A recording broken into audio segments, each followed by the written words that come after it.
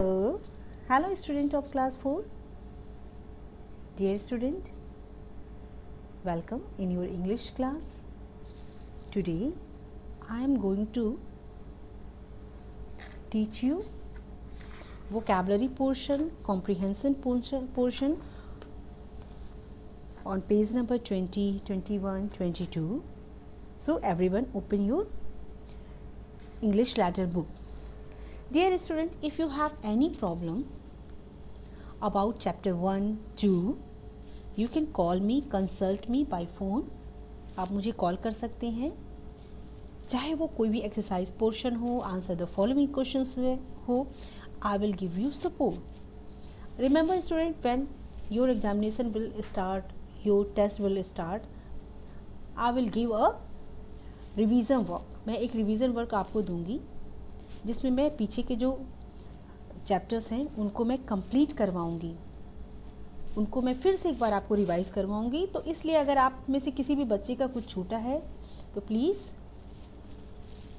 Don't be disturb बिल्कुल भी मत होइएगा. This is our responsibility to complete your work. ठीक है, okay, let's start. Exercise number B. Everyone, we have done exercise number A on previous video, previous day, and today you will do exercise number B. Underline the word in the given sentences as specific in brackets. कह रहा है कि जो आपके word you can see कि यहाँ पे specific words हैं, स्पेसिफिक वर्ड्स हैं, सेंटेंस है जो ब्रैकेट्स में दिए गए हैं, उनके हिसाब से आपको क्या करना है, अंडरलाइन वर्ड करना है. और सेंटेंस में ऑलरेडी अंडरलाइन मतलब सेंटेंस में ऑलरेडी वर्ड दिए गए हैं, word are already given in sentences, you should only underline.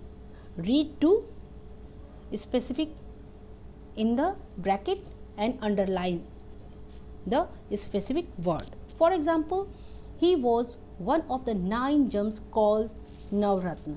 अब इसमें क्या है कि the name of a group of genius person, the name for a group of genius persons means नाम था जीनियस मीन्स बुद्धिमान या प्रतिभाशाली व्यक्तियों में उनका नाम था. The name for a group of 9 genius people, 9 रत्नों में जिनका नाम था. तो उनके लिए एक हम लोग सिर्फ वर्ड यूज़ करेंगे, वो यहाँ पे है नवरत्न. नवरत्न. तो underline this word. Second, the courtiers left no stone unturned to trap Birbal, to do everything possible. Means कह रहा है कि मतलब बीरबल को कैच करने के लिए, पकड़ने के लिए जो कर्टियर्स होते हैं वो सब कुछ कर डालते थे. टू डू एवरीथिंग पॉसिबल, जितना भी संभव होता था वो बीरबल के टांग खींचने में बिल्कुल भी पीछे नहीं रहते थे. तो यहाँ पे आपका होगा, यहाँ पे पूरा जो वर्ड है वो है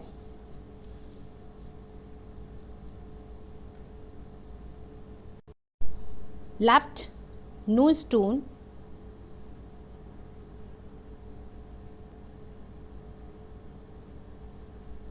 yes left no stone unturned.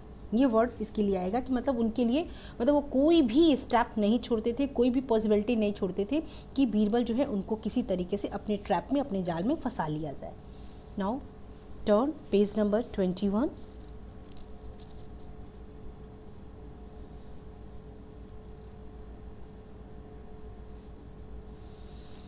One day, there were many people present in Akbar Darbar. The Diwan Khas, name of a bracket में है name of a special assembly room in which Maharaja Akbar would carry out meetings with the people of his town. Means उस room का नाम बताइए जो specially room था, इस assembly एक तरह से रूम था जहाँ पे जो है महाराजा अकबर बैठते थे और वहाँ पे वो मीटिंग करते थे, अपने राज्य के, अपने टाउन के जो लोग थे उनसे वो बातचीत करते थे. तो वहाँ के लिए भी एक वर्ड है, वो है द दीवाने खास. ठीक है, दीवाने खास मिल गया आपको. Okay, now Tilak Prasad wanted to buy the well for irrigation purpose, a method by which water is supplied to the crops. कह रहे कि वो तरीका, और मैथड मीन्स होता है प्रणाली, तरीका. आप बताइए बाय विच, जिसके द्वारा वाटर इज सप्लाइड, पानी का सप्लाई किया जाता है, पानी की पूर्ति, सप्लाई मीन्स पूर्ति की जाती है किस लिए, टू द क्रॉप्स, क्रॉप्स को पानी देने के लिए, वाटरिंग करने के लिए जो मेथड अपनाया जाता है उसको क्या बोलते हैं, तो वो मेथड है आपका इरिगेशन। इरिगेशन मीन्स होता है सिंचाई, ठीक है। Now an agreement was sign between the two neighbours, जो एग्रीमेंट था वो साइन किया गया था दो नीबर्स के बीच में। और लीगल डॉक्यूमेंट्स, आपका जो वर्ड है वो है लीगल डॉक्यूमेंट, उसे क्या कहेंगे, तो वहाँ के लिए एक वर्ड है आपका N agreement.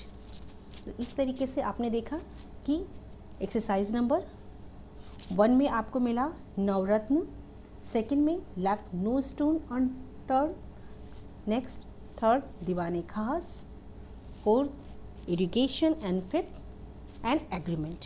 Now look another exercise on page number 21, exercise number E. This is a very important portion, homophones. Homophones, what is a homophones? You should know. Homophones means वह words जो जिनका जो pronunciation same होता है but उनकी spelling जो होती है वो चेंज होती है और दोनों की मीनिंग भी अलग अलग होती है, लेकिन उनकी जो pronunciation होता है वो सेम होता है। Homophones are two or more words having the same pronunciation but different meaning and spelling, means जिसकी meaning और spelling दोनों different होती है। For examples, 8, the numbers 8, 8 means आपको पता है 8 means क्या होता है, नंबर 8 होता है। And second, there are that palace, sorry 8 the past tense of 8, और 8 जो होता है ATE, 8 वो भी होता है, प्रोनाउंसिएशन 8 दोनों है, लेकिन आप देखिए कि यहाँ पे स्पेलिंग जो है वो क्या है, डिफर है। वहाँ यहाँ पे you can check spelling 8EIGST 8, ATE 8 means एक होता है खाया, एक 8 मीन्स होता है 8, दोनों का मतलब अलग अलग है लेकिन दोनों का प्रोनाउंसिएशन एक है, इसलिए these words are called homophones. ये वर्ड्स आपके होमोफोन्स कहलाए जाते हैं।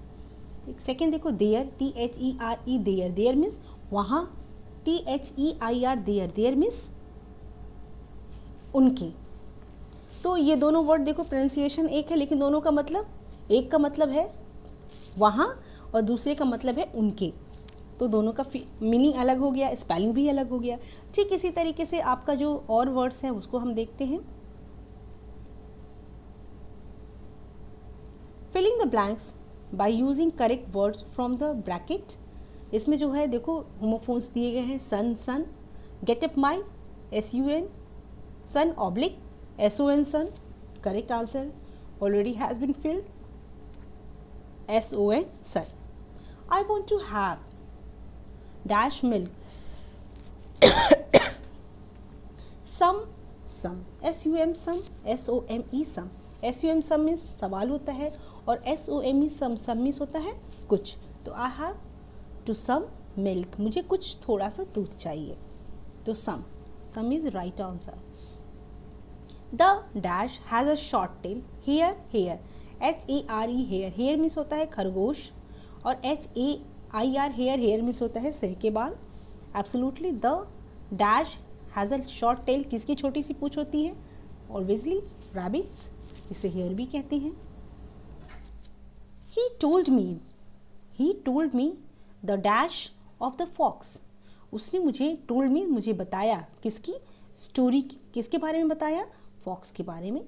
तो TALE tale, TAIL tail, tail means एक होता है कहानी बताना, और एक टेल मीन्स होता है पूंछ, TAIL टेल, तो यहाँ पे TALE हम यूज़ करेंगे।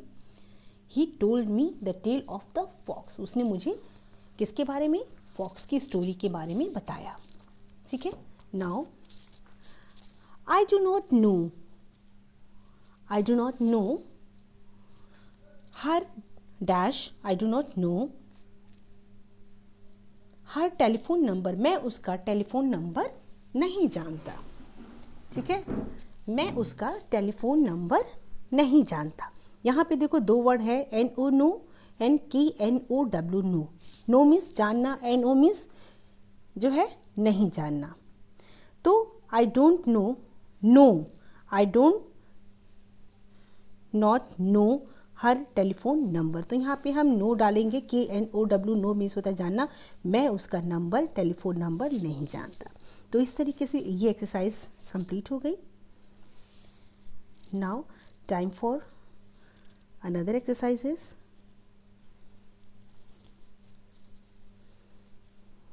ऑन पेज नंबर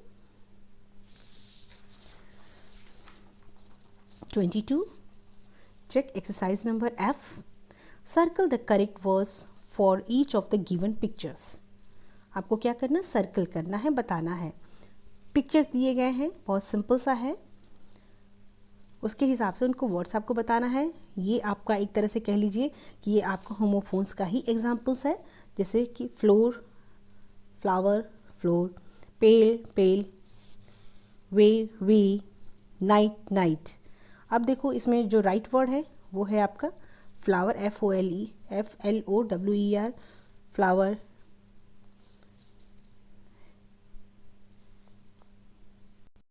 यस, तो your right answer is PAIL, pail, pail means होता है बाल्टी।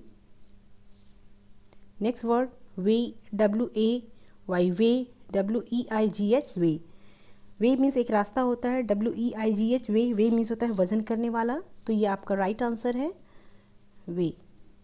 फ्लावर, दीज, NIGHT, नाइट, ऑलवेजली, नाइट। इसी तरीके से एक और भी आपका वर्ड है MALE, male, and MAIL, mail. तो इसमें आपका जो राइट वर्ड है वो होगा मेल। राइट वर्ड जो है आपका वो मेल है। Now next exercise, complete the given word by using either EI और IE। इसमें आपको जो वर्ड्स हैं वो EI या फिर IE से ही कंप्लीट करने हैं। तो देखिए ध्यान से, spelling you should learn it, this is very important. BELIEVE, believe, तो यहाँ पे IE होगा। Receive, RECEIVE, receive. SIEVE, sieve, sieve means क्या होता है, काज, जो बटन्स होते हैं ना, उसके जो काज बनाए जाते हैं फंसाने के लिए बटन को, तो वो आपका सीव कहलाता है।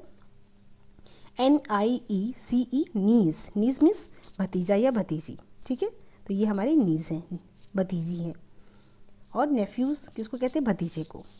तो आपकी हो गई एक्सरसाइज जी, बिलीव, रिसीव। नेक्स्ट वर्ड एक और है FIELD, फील्ड, सीव, नीज। ये आपके 5 वर्ड्स थे जो हम लोगों ने कंप्लीट कर लिया है। तो dear student, you have to fill these exercises in book and send your work on school app homeworks. आप स्कूल के जो ऐप है होमवर्क वहाँ पे सेंड करेंगे। Till then take care.